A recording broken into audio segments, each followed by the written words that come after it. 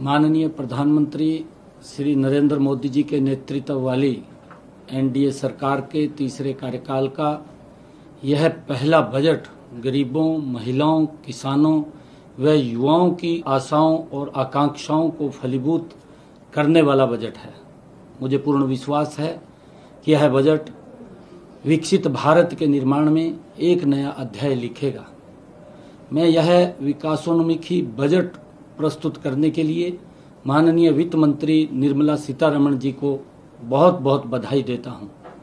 इस बजट में आने वाले वक्त में कृषि को अधिक लाभकारी बनाने, अर्थव्यवस्था को अधिक सुदृढ़ करने, औद्योगिक विकास को नई गति देकर अधिकाधिक रोजगार सृजन करने का विजन दिखाई देता है। बजट में फसलों की जलवायु के अनुकूल 32 कृषि और 109 बागवानी किस्मों के लिए कृषि अनुसंधान को बढ़ावा देने पर जोर दिया गया है। इससे कृषि प्रधान हरियाणा को बड़ा लाभ होगा। प्राकृतिक खेती के लिए 1 करोड़ किसानों को मदद देने का प्रावधान स्वागत योग्य है। प्राकृतिक खेती पर्यावरण के अनुकूल है। इससे बहुमूल्य जल की बचत होती है और आम जनता को शुद्ध भोजन मिलेगा। किसानों की रासायनिक खादों और कीटनाशकों पर निर्भरता न होने से उत्पादन लागत में भी कमी आएगी। बजट में दलहनों और तिलहनों का उत्पादन बढ़ाने व इनके भंडारण व विपणन को सुदृढ़ बनाने की घोषणा से हरियाणा में फसल विविधीकरण को अपना रहे किसानों को बड़ा प्रोत्साहन मिलेगा। इस बजट में एमएसएमई और विनिर्माण, विशेषकर श्रम विनिर्माण की ओर विशेष ध्यान देना स्वागत योग्य कदम है। एमएसएमई के क्षेत्र में विकास के लिए विभिन्न ऋण गारंटी योजनाएं और मुद्रा लोन को 10 लाख से 20 लाख करना छोटे उद्यमियों के लिए फायदेमंद साबित होगा। बजट में रोजगार से संबंधित 3 नई योजनाओं को घोषणाओं से देश में रोजगार के नए अवसर सृजित होंगे। पहली बार रोजगार पाने वाले नवनियुक्त युवाओं को ईपीएफओ के जरिए 1 महीने के वेतन अधिकतम 15,000 रुपए का भुगतान किया जाएगा। विनिर्माण क्षेत्र में नवनियुक्त युवाओं और रोजगार देने वालों को ईपीएफओ में अंशदान के लिए प्रोत्साहित करना स्वागत योग्य है। सरकार बजट में नियोक्ताओं को ईपीएफओ को अंशदान के लिए 2 वर्ष तक 3,000 प्रति माह की प्रतिपूर्ति करेगी।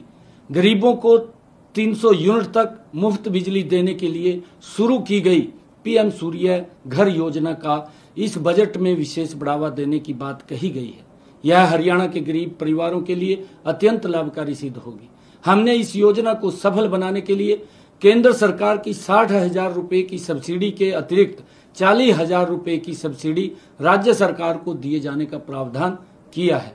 कुल मिलाकर यह बजट समाज के सभी वर्गों के लिए कल्याणकारी, देश की अर्थव्यवस्था को मजबूती देने वाला और राष्ट्र को विकास की नई बुलंदियों पर ले जाने वाला साबित होगा। मैं माननीय वित्त मंत्री श्रीमती निर्मला सीतारमण जी को यह बजट प्रस्तुत करने के लिए बहुत बहुत बधाई और शुभकामनाएं देता हूं।